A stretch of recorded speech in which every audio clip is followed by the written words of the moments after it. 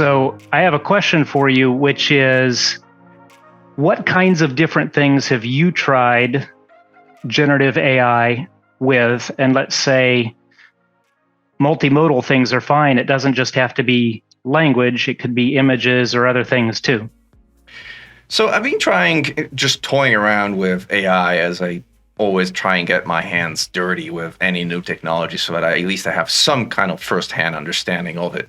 I've tried GitHub Copilot, as I felt that was a pretty interesting use case in terms of being able to code faster. I thought it was actually pretty interesting. I wouldn't call it revolutionary, but it's certainly a nice enhancement to the overall developer experience, I would argue. I've tried Midjourney, which is a tool that allows you to essentially generate images. I thought that was very cool, and I actually think that was pretty creative. And in fact, it has quite a lot of parameters to tune its creativity and how you want it to be creative and in what ways you want it to be creative. I think that was remarkable in that regard. I've tried, obviously, ChatGPT, and I've tried it also in the context of having it take its pass at proto-creative things like writing poetry for my wife and newborn. And it did a pretty good job. I don't know if it's original in that sense, but there is a distinction between being creative and being originally creative. Even a lot of art at the end is repetition. So will it be original? No. Can it be creative? I would say yes. I love that you said poetry. That is one of the things I've seen a lot of people try. The first thing they usually try when they bump out ChatGPT is ask it about themselves. And that's pretty much the worst thing for a generative AI, because that's not a synthesis of global information. That's one particular person, one particular detail. And it's not great at that. It's taken in all the information, kind of compressed it, and can navigate through that. So it's not great at bios unless you're super famous. But poetry shows one of the things it does do, which is it knows what words are like other words, what sounds are like other sounds, and it can do things that rhyme.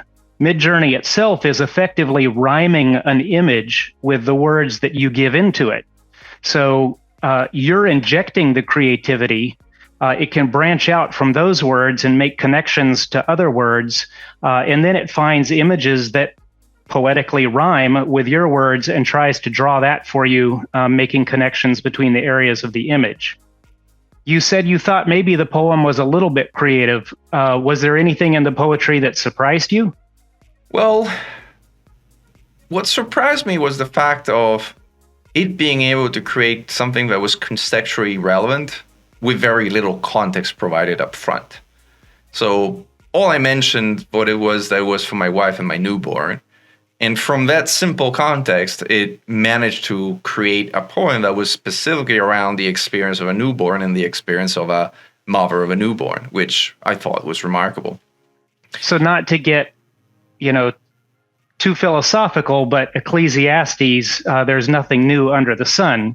The idea here is that because this is reading what others have written, there's a pretty good chance that other people have had experiences along those lines.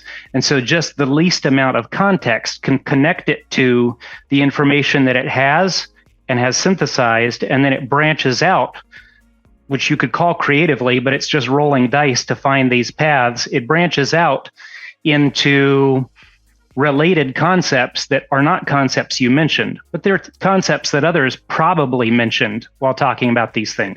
What you're saying sparks a thought, which is humbling in a way, which maybe one of the byproducts of using generative AI is that we will more often be reminded of how not unique we are after all, since these experiences actually are more common than we may think, although the way we obviously live it and interpret it is in its own way unique.